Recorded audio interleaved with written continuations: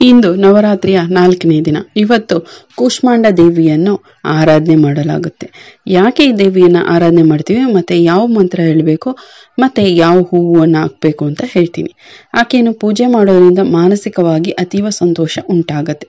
ಕೈಯಲ್ಲಿ ಬಿಲ್ಲು, ಬಾಣ, ಮಕರಂದ ತುಂಬಿದ ಮಡಕೆ, ಕಮಲದ ಹೂ, ಚಕ್ರ, ಗದೆ ಎಲ್ಲವನ್ನೂ ಹಿಡಿದಿರುವ ಈ ತಾಯಿ ಅತ್ಯಂತ ಪ್ರಸನ್ನವಾಗಿದೆ.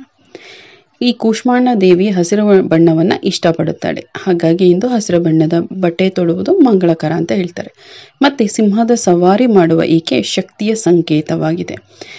ಈ ಮಂತ್ರ ಯಾ ದೇವಿ ಸರ್ವಭೂತೇಶು ಮಾ ಕೂಷ್ಮಾಂಡ ಸಂಸ್ಥಿತ ನಮಸ್ತೆ ನಮಸ್ತಸ್ತೆ ನಮಸ್ತಸ್ತೆ ನಮೋ ನಮಃ ಅನ್ನೋ ಮಂತ್ರನ ಹೇಳ್ಬೋದು. ಇದು ಪಾರ್ವತಿ ದೇವಿಯ ಇನ್ನೊಂದು ರೂಪ. ಇದು ಶಕ್ತಿ ಮತ್ತೆ ಬೆಳಕನ್ನ ಸಮತೋಲನಗೊಳಿಸಲು ಈ ದೇವಿ ದುರ್ಗಾದೇವಿಯ ಈ ಅವತಾರನ ಪೂಜಿಸೋದ್ರಿಂದ ಭಕ್ತರು ಸೂರ್ಯನಂತಹ ಪ್ರಕಾಶವನ್ನ ಪಡೆಯುತ್ತಾರೆ ಅಂತ ಕೂಡ ಹೇಳ್ತಾರೆ. ಇನ್ನು ಈ ದೇವಿಯ ರೂಪದ ಹೆಸರು ಕೂಷ್ಮಾಂಡ ದೇವಿ ಅಂದ್ರೆ ಕುತ್ಸಿತ ಉಷ್ಮಃ ಕೂಷ್ಮಃ ಅಂತ ಅರ್ಥ. ಕುತ್ಸಿತ ಅಂದರೆ ಸಹಿಸುವುದಕ್ಕೆ ಕಠಿಣವಾದದ್ದು ಅಂತ. ಇನ್ನು ಉಷ್ಮ ಅಂದರೆ ಸೂಕ್ಷ್ಮ ಲಹರಿಗಳ ಗೊಂದಲ. ಮತ್ತೊಂದು ಉಲ್ಲೇಖದ ಪ್ರಕಾರ ತ್ರಿವಿಧಾತ ಪಾಯುಕ್ತ ಸಂಸಾರ ಸ ಅಂಡಿ ಮಾಂಸ ಪೇಶ್ಯಂ ಉದರ ರೂಪಾಯಂ ಯಸಾಹ ಸ ಕೂಷ್ಮಾಂಡ ಅಂತ ಕೂಡ ಇದೆ. ಅಂದ್ರೆ ತ್ರಿವಿಧ ತಾಪ ಅಂದರೆ ಸೃಷ್ಟಿ, ಸ್ಥಿತಿ ಹಾಗೂ ಲಯ. ಇಲ್ಲಿ ಲಯ ಅಂದರೆ ಯಾವುದು ನಿಶ್ಚಿತ ಕಾಲ ಎಂಬುದು, ಮತ್ತೆ ಈ ನಾಶವಾಗುವಂಥದ್ದು.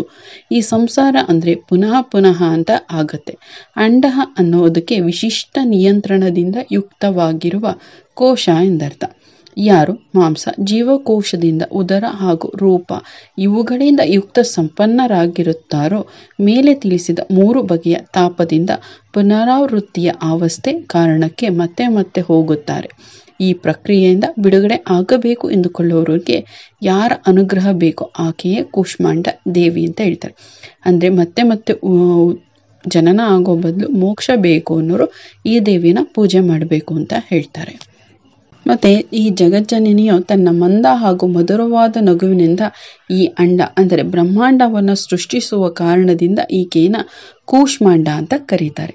ಸೃಷ್ಟಿಯ ಅಸ್ತಿತ್ವವೇ ಇಲ್ಲದಾಗ ಎಲ್ಲಾ ಕಡೆಯೂ ಅಂಧಕಾರ ತುಂಬಿತ್ತು. ಆಗ ಇದೇ ದೇವಿಯು ತನ್ನ ಶಕ್ತಿಯಿಂದ ಬ್ರಹ್ಮಾಂಡವನ್ನು ಸೃಷ್ಟಿಸಿದಳು.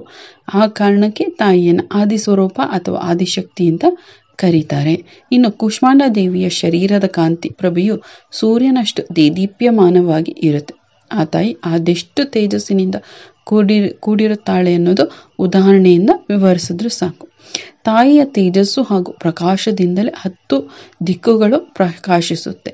ಈ ಬ್ರಹ್ಮಾಂಡದ ಎಲ್ಲಾ ವಸ್ತು ಪ್ರಾಣಿಗಳಲ್ಲೂ ಇರುವಂತಹ ತೇಜಸ್ಸು ಇವಳದೇ ಛಾಯೆ ಆಗಿದೆ. ಇನ್ನು 8 ಭುಜಗಳಿರುವ ಕಾರಣಕ್ಕೆ ಈ ದೇವಿಯನ್ನ ಅಷ್ಟಭುಜಾದೇವಿ ಅಂತ ಕೂಡ ಆರಾಧಿಸ್ತಾರೆ. ದೇವಿಯ 7 ಕೈಗಳಲ್ಲಿ ಕಮಂಡಲ, ಧನಸ್ಸು, ಬಾಣ, ಕಮಲ, ಅಮೃತ ತುಂಬಿದ ಕಲಶ, ಚಕ್ರ ಹಾಗೂ ಗದೆ ಇದೆ. ಈಕೆಯ ವಾಹನ ಸಿಂಹ. ಕೂಷ್ಮಾಂಡ ಅಂದರೆ ಸಂಸ್ಕೃತದಲ್ಲಿ ಕುಂಬಳಕಾಯಿ ಅಂತ ಕೂಡ ಹೇಳ್ತಾರೆ. ಈ ತಾಯಿ ಕುಂಬಳಕಾಯಿಯನ್ನು ಬಲಿ ನೀಡುವುದು ಹೆಚ್ಚು ಪ್ರಿಯವಾಗಿರುತ್ತೆ. ಯಾರು ಕೂಷ್ಮಾಂಡ ದೇವಿಯನ್ನು ಆರಾಧಿಸ್ತಾರೋ ಅಂತವರ ಋಣ, ದಾರಿದ್ರ್ಯ, ರೋಗ, ಶೋಕಗಳು ದೂರವಾಗುತ್ತೆ ಅಂತ ಹೇಳ್ತಾರೆ. ಮತ್ತೆ ಆಯಸ್ಸು, ಯಶಸ್ಸು, ಬಲ ಮತ್ತು ಆರೋಗ್ಯದ ವೃದ್ಧಿ ಆಗುತ್ತೆ ಅಂತ ಕೂಡ ಹೇಳ್ತಾರೆ. ಸಂಸಾರ ಬಂಧದಿಂದ ಮುಕ್ತರಾಗಲು, ವ್ಯಾಧಿ ಬಾಧೆಗಳಿಂದ ದೂರವಾಗಲು ಈ ದೇವಿಯನ್ನು ಅನುಗ್ರಹಿಸಬೇಕು ಅಂತ ಹೇಳ್ತಾರೆ. ಇನ್ನು ಈ ದೇವಿಗೆ ಹಸಿರು ಅಲ್ಲದೆ ಹಳದಿ ಬಣ್ಣವನ್ನು ಕೂಡ ಇಷ್ಟಪಡ್ತಾಳೆ ಅಂತ ಹೇಳ್ತಾರೆ. ಯಾಕಂದ್ರೆ ಅದು ಹಣ್ಣು ಕೂಷ್ಮಾಂಡ ಹಳದಿ ಮತ್ತೆ ಹಸಿರು ಬಣ್ಣ ಎರಡರಲ್ಲೂ ಇರೋದ್ರಿಂದ ಹಳದಿ ಬಟ್ಟೆಯನ್ನು ಕೂಡ ಹಾಕೊಂಡು ಪೂಜೆ ಮಾಡ್ಬೋದು. ಮತ್ತೆ ಈ ದೇವಿಗೆ ಪೂಜೆ ಮಾಡ್ಬೇಕಾದ್ರೆ ಕುಂಕುಮ, ಹೂವು, ಸಿಹಿ ತಿನಿಸು, ಅಕ್ಷತೆ ಇಟ್ಟು ಪೂಜೆ ಮಾಡಬೇಕು ಅಂತ ಹೇಳ್ತಾರೆ. ಇನ್ನು ಈ ದೇವಿಯ ಬೀಜ ಮಂತ್ರ ಓಂ ಬ್ರೀಂ ಬೃಹಸ್ಪತಿ ನಮಃ ಅಂತ. ಇನ್ನು ತಾಯಿ ಕೂಷ್ಮಾಂಡ ದೇವಿಗೆ ಇರುವ ಇನ್ನೊಂದು ಮಂತ್ರ ಅಂದ್ರೆ ಸುರ ಸಂಪೂರ್ಣ ಕಲಶಂ ರುದಿರ ಪ್ಲು ದೇವಚ ದದಾನ ಹಸ್ತ ಪದ್ಮಾಭ್ಯಂ ಕೂಷ್ಮಾಂಡ ಶುಭದಾಸ್ತು ಅಂತ ಹೇಳ್ತಾರೆ. ಇನ್ನು ಈ ದೇವಿಯನ್ನ ಪೂಜೆ ಮಾಡೋದ್ರಿಂದ ಬಯಸಿದ ಆಸೆಗಳು ನೆರವೇರುತ್ತೆ ಅಂತ ಹೇಳ್ತಾರೆ. ಮತ್ತೆ ಜಾತಕದಲ್ಲಿರುವಂಥ ಸೂರ್ಯ ದೋಷ ನಿವಾರಣೆ ಆಗುತ್ತೆ, ಹೆಚ್ಚು ಫಲಪ್ರಾಪ್ತಿ ಆಗುತ್ತೆ, ಕೆಟ್ಟ ದಿನಗಳು ದೂರವಾಗಿ ದುಃಖ ಕಡಿಮೆಯಾಗಿ ಆರೋಗ್ಯ ಸಂಪತ್ತು ಕೂಡ ಪ್ರಾಪ್ತಿಯಾಗುತ್ತೆ ಅಂತ ಹೇಳ್ತಾರೆ. ಇನ್ನು ಈ ದಿನ ಕೇಳಬೇಕಾದ ಕತೆ, ಮಹಿಷಾಸುರನ ವಧೆಯ ನಂತರ ರಾಕ್ಷಸರ ಕಾಟ ಇಲ್ಲದ ಕಾರಣ ದೇವತೆಗಳು ನಿರ್ಭಯವಾಗಿ ತಮ್ಮ ಕರ್ತವ್ಯಗಳನ್ನು ನೆರವೇರಿಸುತ್ತಿದ್ರು.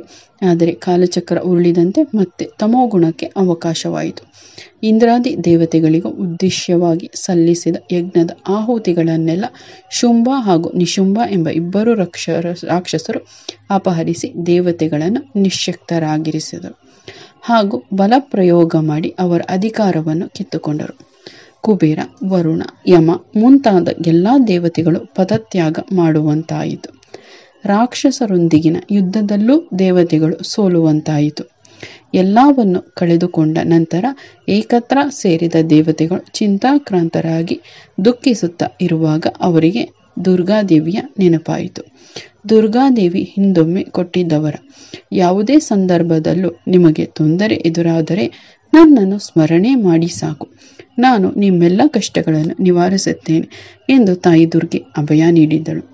ಅದನ್ನು ನೆನಪಿಸಿಕೊಂಡು ಎಲ್ಲ ದೇವಾನುದೇವತೆಗಳು ಪರ್ವತಗಳ ರಾಜನಾದ ಹಿಮವಂತ ಇರುವಲ್ಲಿಗೆ ಹೋದರು. ಅಲ್ಲಿ ನಾನಾ ವಿಧವಾಗಿ ದೇವಿಯನ್ನು ಪೂಜಿಸಲಾರಂಭಿಸಿದರು. ಅದೇ ಸಮಯದಲ್ಲಿ ಗಂಗೆಯಲ್ಲಿ ಸ್ನಾನ ಮಾಡಲು ಬಂದ ಪಾರ್ವತಿ ದೇವಿಗೆ ದೇವತೆಗಳ ಪ್ರಾರ್ಥನೆ ಕೇಳಿಸುತ್ತದೆ. ಅದನ್ನು ಶಾಂತಚಿತ್ತಳಾಗಿ ಆಲಿಸಿ ಪ್ರಸನ್ನಗೊಂಡು ಪಾರ್ವತಿ ದೇವಿಯ ಶರೀರದಿಂದ ಮತ್ತೊಬ್ಬ ದೇವಿಯು ಪ್ರಕಟವಾಗುತ್ತಾಳೆ. ಕೋಶದಿಂದ ಹುಟ್ಟಿದವರಾದ್ದರಿಂದ ಆ ತಾಯಿಯನ್ನು ಕೌಶಿಕಿ ಎಂದು ಕರೆಯುತ್ತಾರೆ. ಆದರೆ ಪ್ರಸ್ತುತ ಮೂಲ ಸ್ವರೂಪ ಪಾರ್ವತಿ ಆದ್ದರಿಂದ ಅವಳೇ ಶೈಲಜಾ. ಆ ತಾಯಿ ಸುಂದರ ಸ್ವರೂಪದಲ್ಲಿ ಪಾರ್ವತಿಯಿಂದ ಬೇರ್ಪಟ್ಟ ಮೇಲೆ ಪಾರ್ವತಿಯು ಕಪ್ಪು ವರ್ಣಗಳಾಗಿ ಕಾಳಿಕಾ ಸ್ವರೂಪದಲ್ಲಿ ನೆಲೆಸುತ್ತಾಳೆ. ಶೈಲಜಾ ಸ್ವರೂಪದ ದುರ್ಗಾದೇವಿ ಶುಂಭ ಹಾಗೂ ನಿಶುಂಭರೆಂಬ ದೈತ್ಯರ ವಧೆಗಾಗಿ ಹಿಮಾಲಯದಲ್ಲೇ ನೆಲೆಸುತ್ತಾಳೆ. ನವರಾತ್ರಿಯ 4ನೇ ದಿವಸ ದುರ್ಗಾದೇವಿಯನ್ನು ನಾವು ಶೈಲಜಾ ರೂಪದಲ್ಲೂ ಕೂಡ ಆಹ್ವಾನ ಮಾಡಿ ಪೂಜಿಸಬಹುದು. ಇದಿಷ್ಟು ಕೂಷ್ಮಾಂಡ ದೇವಿಯ ಕತೆ ಮತ್ತು ಯಾವ ಬಣ್ಣದ ಬಟ್ಟೆ ಹಾಕೊಂಡು ಪೂಜೆ ಮಾಡಬೇಕು, ಯಾವ ರೀತಿ ಪೂಜೆ ಮಾಡಬೇಕು ಅಂತ ತಿಳಿಸ್ಕೊಟ್ಟಿದ್ದೀನಿ. ಈ ವಿಡಿಯೋ ಇಷ್ಟ ಆಗಿದೆ ಅಂತ ಭಾವಿಸ್ತೀನಿ. ಜೊತೆಗೆ ನಾನು ಮೊದಲನೇ ದಿನ, 2ನೇ ದಿನ, 3ನೇ ದಿನದ ಪೂಜೆಗಳನ್ನು ಕೂಡ ತಿಳಿಸ್ಕೊಟ್ಟಿದ್ದೀನಿ. ಇನ್ನು 5, 6, 7, 8, 9 ದಿನದ ಪೂಜೆಗಳನ್ನು ಕೂಡ ಮುಂದೆ ತಿಳಿಸ್ಕೊಡ್ತೀನಿ. ಆ ವಿಡಿಯೋ ನೋಡಬೇಕು ಅಂತಂದರೆ ನೀವು ನನ್ನ ಚಾನಲ್ನ ಸಬ್ಸ್ಕ್ರೈಬ್ ಮಾಡ್ಕೋಬೇಕು. ಹಾಗೆ ಪಕ್ಕದಲ್ಲಿ ಕಾಣೋ ಬೆಲ್ ಐಕಾನ್ ಮೇಲೆ ಕ್ಲಿಕ್ ಮಾಡಿ ಆಲ್ ನೋಟಿಫಿಕೇಶನ್ ಕ್ಲಿಕ್ ಮಾಡ್ಕೋಬೇಕು. ಜೊತೆಗೆ ಈ ವಿಡಿಯೋ ಇಷ್ಟ ಆಗಿದ್ದರೆ ಲೈಕ್ ಮಾಡಿ, ಹಾಗೆ ನಿಮ್ಮ ಅನಿಸಿಕೆ ಅಭಿಪ್ರಾಯಗಳನ್ನ ಕಮೆಂಟ್ ಮುಖಾಂತರ ತಿಳಿಸಿ. ಜೊತೆಯಲ್ಲಿ ನನ್ನ ಚಾನಲ್ನಲ್ಲಿ ಇನ್ನೂ ಹಲವು ರೀತಿಯ ವಿಡಿಯೋಗಳಿವೆ. ಪಾಪಗಳಿಗೆ ಇಡುವಂಥ ದೇವರ ಹೆಸರುಗಳು ಇರಬಹುದು, ಅದಕ್ಕೆ ಅರ್ಥಗಳು ಕೂಡ ಕೊಟ್ಟಿದ್ದೀನಿ. ಜೊತೆಗೆ ನೀವು ಯಾವ ತಿಂಗಳಲ್ಲಿ ಹುಟ್ಟಿದ್ದು ಮತ್ತು ಯಾವ ದಿನಗಳಲ್ಲಿ ಹುಟ್ಟಿದ್ದೀರ ಅವರ ಗುಣ ಸ್ವಭಾವಗಳು ಮತ್ತು ಇನ್ನೂ ಹಲವು ರೀತಿಯ ವಿಡಿಯೋಗಳು ಇವೆ. ಅವುಗಳನ್ನು ನೋಡಿ ನಮ್ಮನ್ನು ಪ್ರೋತ್ಸಾಹಿಸಿ. ಈ ವಿಡಿಯೋ ಇಷ್ಟ ಆಗಿದೆ ಅಂತ ಭಾವಿಸ್ತೆ. ಇಷ್ಟ ಆಗಿದ್ರೆ ಲೈಕ್ ಮಾಡಿ, ಹಾಗೆ ಸಬ್ಸ್ಕ್ರೈಬ್ ಮಾಡದೆ ನೋಡ್ತಿದ್ರೆ ಸಬ್ಸ್ಕ್ರೈಬ್ ಮಾಡ್ಕೊಳ್ಳಿ. ಮುಂದಿನ ವಿಡಿಯೋದಲ್ಲಿ ಸಿಗೋಣ. ಕೇಳಿದ್ದಕ್ಕಾಗಿ ಧನ್ಯವಾದಗಳು.